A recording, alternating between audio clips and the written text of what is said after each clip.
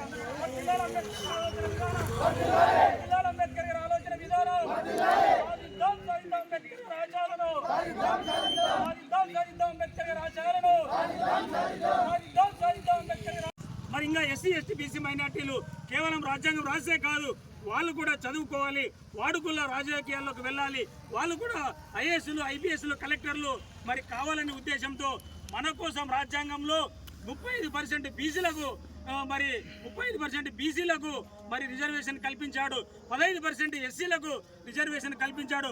మిగతా 50% అత్యంత వెనుకబడినటువంటి శూద్రులు అతి శూద్రులైన వారికి కల్పించి మనందరికీ కూడా సమాన హక్కులు కల్పించినటువంటి ఘనత బాబాసాహెబ్ అంబేద్కర్ గారికి దక్కిందన్న విషయం మీరందరూ గుర్తించుకోవాల్సిన అవసరం ఎంతైనా ఉందని చెప్పి తెలియజేసుకున్నాను.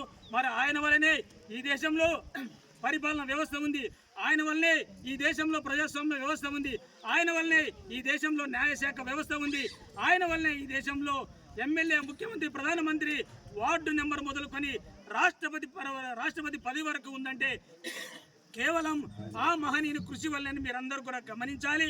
అంబేద్కర్ కేవలం ఒక దళిత నాయకుడే కాదు, అంబేద్కర్ భారత జాతిపిత, భారతదేశానికే కాదు ఆసియా ఖండంలో ఉన్నటువంటి 6 దేశాలు కూడా అంబేద్కర్ అంత గొప్పవాడు ఈ భారతదేశంలో ఇప్పటి వరకు పుట్టలేదని కీర్తించిన వ్యక్తి ఎవరైనా ఉన్నారంటే డాక్టర్ బిఆర్ అంబేద్కర్ అన్న విషయం మీరందరూ గమనించాల్సిన అవసరం ఎంతైనా ఉందని చెప్పి తెలియజేసుకున్నాను.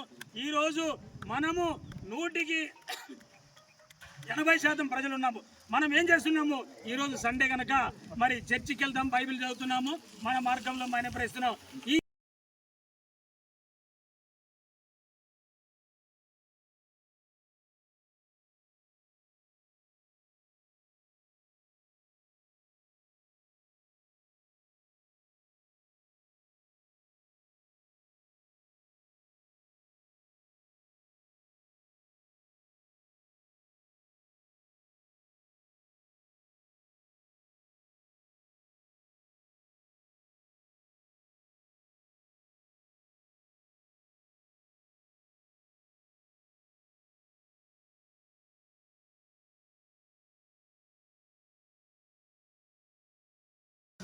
సచివాలయం నుంచి ఈరోజు పిఎం ప్రధానమంత్రి వరకు మనం పోటీ చేయగలిగే ఘనత డాక్టర్ బిఆర్ అంబేద్కర్ది.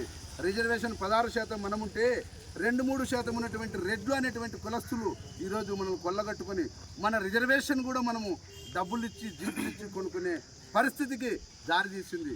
కాబట్టి మీరు మర్చిపోతండి సోదరులారా, పార్టీలు ఏమైనా ఉండొచ్చు, ఏ కులంలోనైనా ఉండొచ్చు, ఏ మతంలోనైనా ఉండొచ్చు, లింగ మత భేదం అనేది లేకుండా అందరూ సమానంగా అంబేద్కర్ సాధన ఏదైతే ఉందో, అంబేద్కర్ ఆలోచన విధానం ఏమైతే ఉందో దానికి కట్టుబడి మేమందరం ఫోరం ఆర్టీఐ జిల్లా అధ్యక్షులు కానీ, మండల బాధ్యులు కానీ, డివిజన్ బాధ్యులు కానీ, కాంగ్రెస్ బాధ్యులు కానీ, తోటి విద్యార్థులు అనేక మంది చదువుకున్నటువంటి డిగ్రీలు చదివిన విద్యార్థులు మన పాలెంలో చాలామంది ఉన్నారు.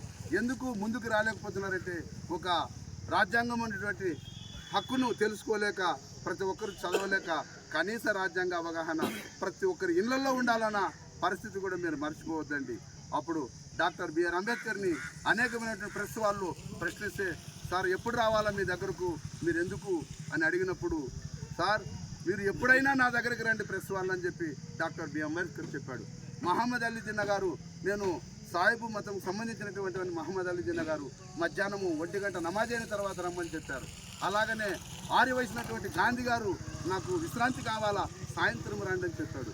అలాగనే వాళ్ళ ఇద్దరిని మరిచి ప్రెస్ విలేకరులు ఖచ్చితంగా అంబేద్కర్ దగ్గరికి అర్ధరాత్రి వెళ్ళారు. బిఆర్ అంబేద్కర్ గారు డోర్ తట్టి